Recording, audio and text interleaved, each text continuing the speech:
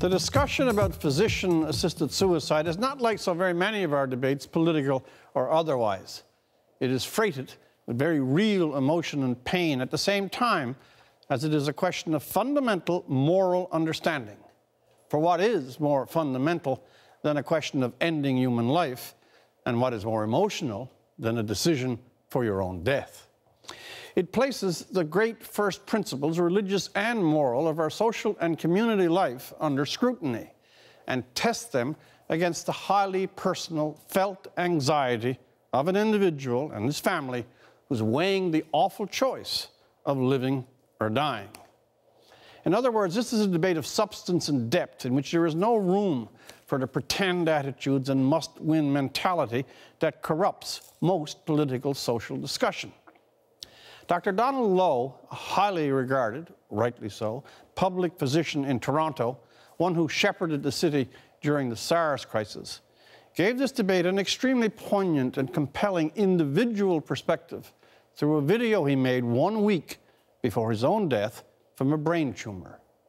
He wasn't just raising the question, he was enduring it. Why make people suffer for no reason when there's an alternative?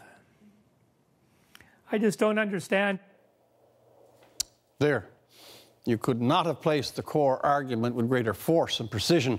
A person confronting the most final choice, a presentation even more powerful as it came from a physician, someone who dealt with life and death as his career. It's not too much to say that Dr. Low has served the community by this, even in his leaving.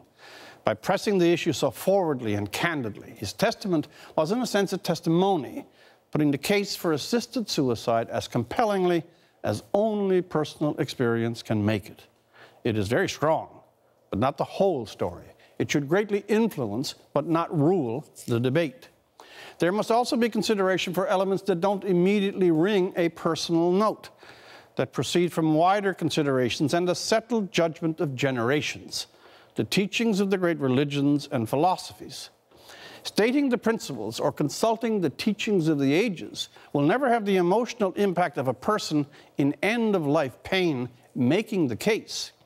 But those principles and teachings deserve respect and have an indisputable standing in the debate.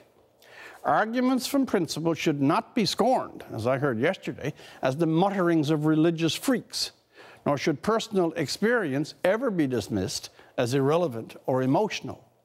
Our lives are our own, but not just our own. As John Donne so famously said, any man's death diminishes me, because we are also involved in mankind. The question at stake is hard, but it is also of a nature that placing it into public debate could be an edifying experience, a chance for parliamentarians to restore both depth and dignity to the idea of public discussion. For The National, I'm Rex Murphy.